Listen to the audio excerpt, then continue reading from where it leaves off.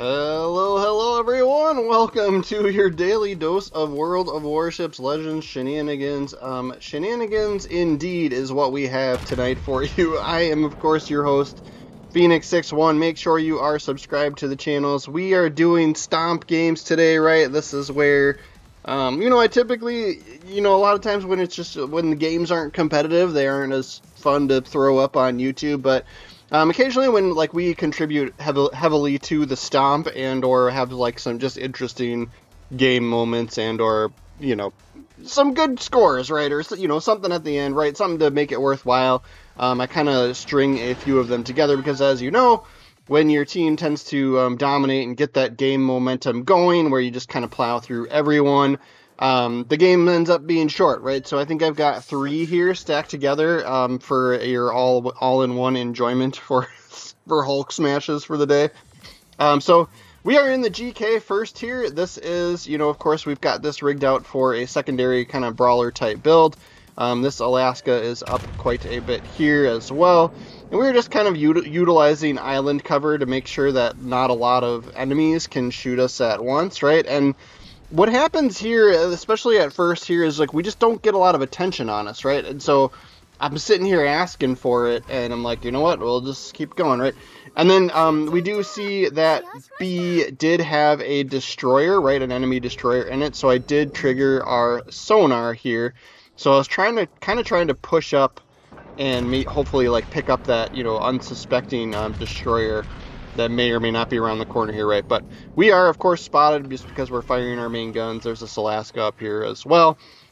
But he does get in range of our secondaries, and so we will trigger the secondary booster, and then we get the Ugomo gets spotted here as well. So potentially 2 destroyers around the corner here. So the key, I say, to dodging torpedoes every time, right? We are turning away just because we know there's destroyers over there, even if they haven't shot guns towards us just yet, right? So, and then, yes, the other one is a Kleber, which is a little bit more of a gunboat, but he does have lots of torpedoes as well.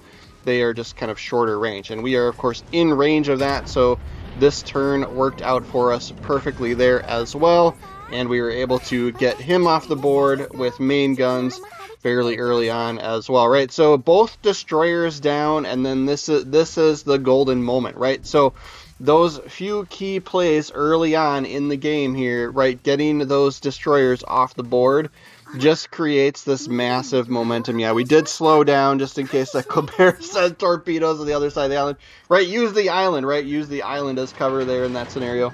But yeah, so now we can proceed. Hopefully he didn't save any, and right, but yeah, Kleber's got 2 racks on each side of his ship, right? So he could potentially send a lot. So we waited a moment, and I think we're good now. We'll turn around, right? But despite my best efforts of trying to take some attention and hits and damage here, we are still almost full on health for the time being, at least, right?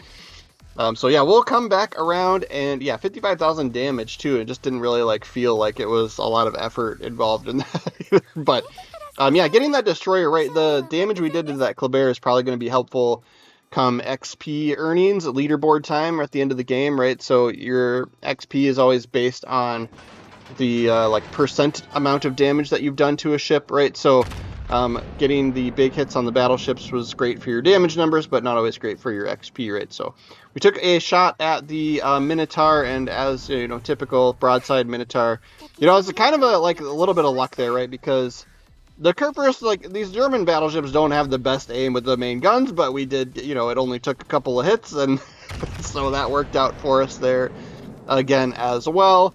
2 kills on the board for us, and 80,000 damage, and then we're going to try and see if we can catch up to this, this other Kurfürst up here, and see if we can't get within secondary battery range of somebody to do a little bit more work for the rest of this game. But yeah, as you can see, like I said, sometimes that getting just even just 1 destroyer, right? Getting 1 destroyer off the board early can just create this just toxic momentum for your team, for or against your team, right? If you're on the team losing that destroyer, right? But yeah, I can't emphasize enough destroyer players. Survivability is quite important, right?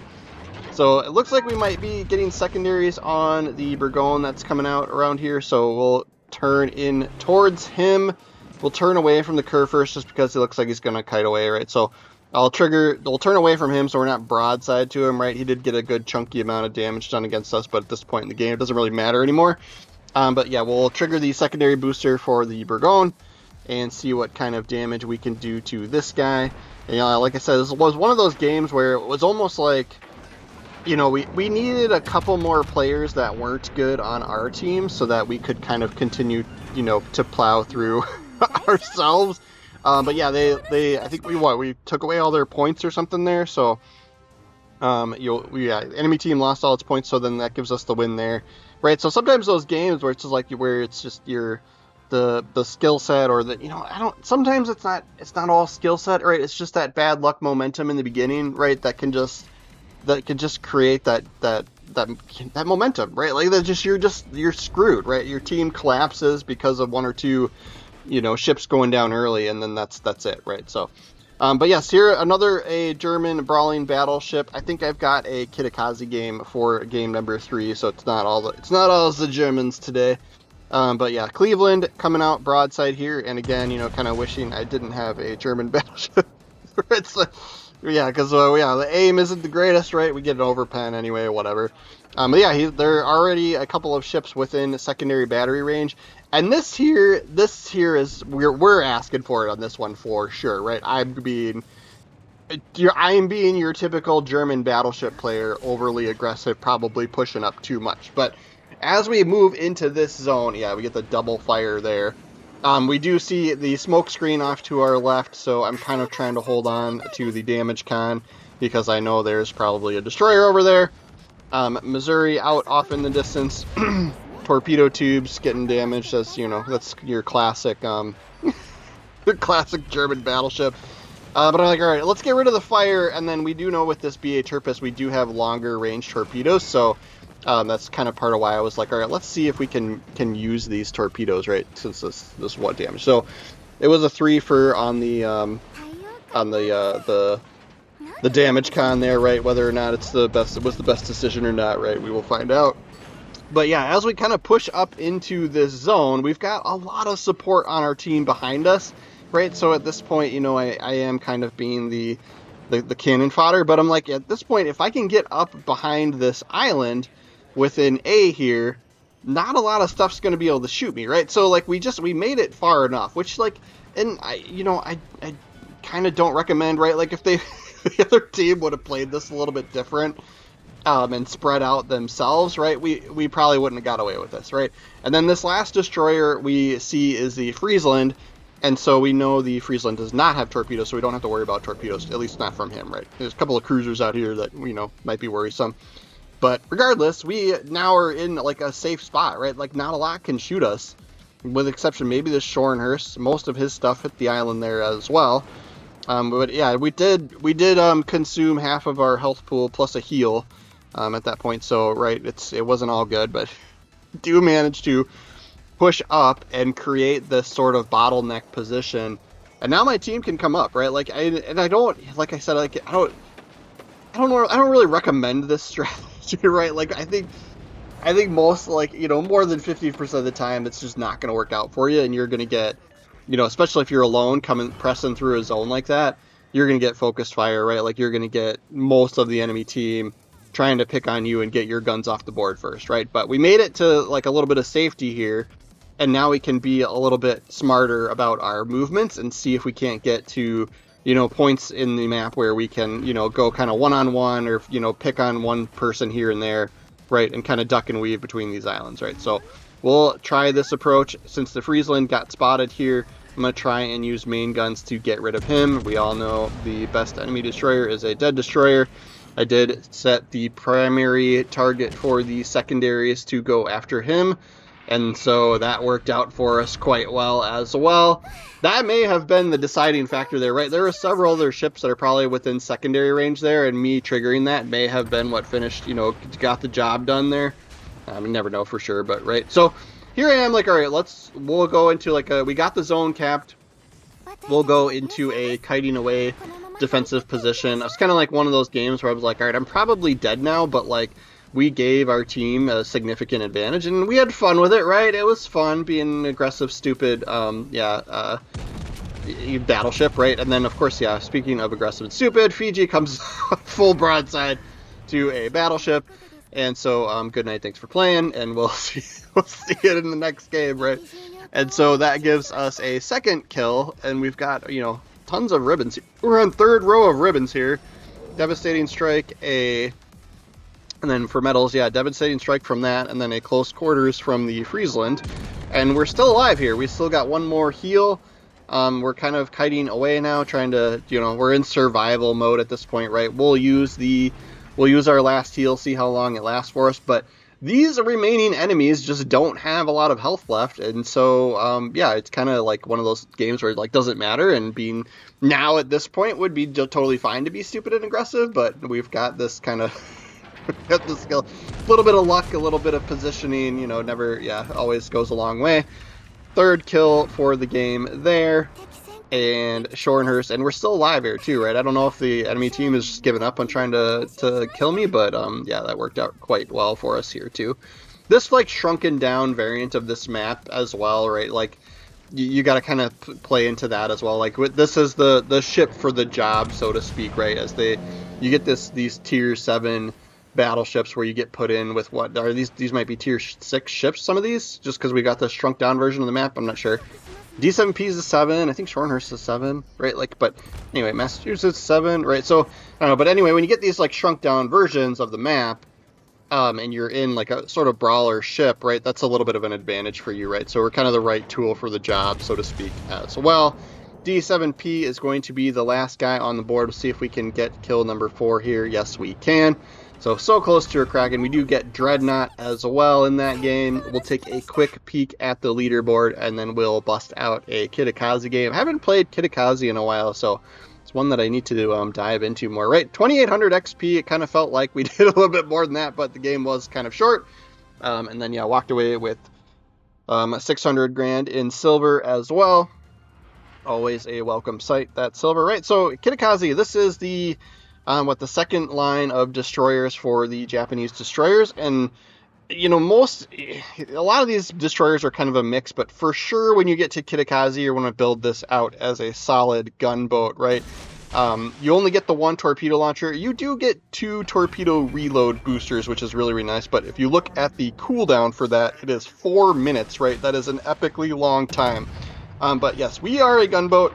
We are going to pick on this Elbing. Elbing should be able to do some work on us, but I don't know if he's looking at somebody else or he's just he was concentrating on trying to dodge our torpedoes, right? But we get a good early hit on him. And like I said, last like 6 videos I've made, right? Or at least with these stomp videos, right? Getting those destroyers off the board early is so huge, right? It's so huge, right? So we'll drop our smoke here. We've got a couple of battleships that are going to be in range of our guns, and then we can also do double duty and cap the zone. We may be free and clear of destroyers, right? So we'll take advantage of that now that we got rid of the Elbing. But yeah, we did significant work on him with the guns before the torpedo even hit him, if you notice. And then, yeah, like I said, like this is a fire spammy gunboat through and through. Quick, wicked fast reload on these guns. 4 turrets here with... What are these? Do these each have 2 guns apiece on them, right? So lots and lots of guns, right? So Maine comes around the corner asking for it. He's already on fire. We'll send another salvo at him, and then we'll go back to work on the Yamato.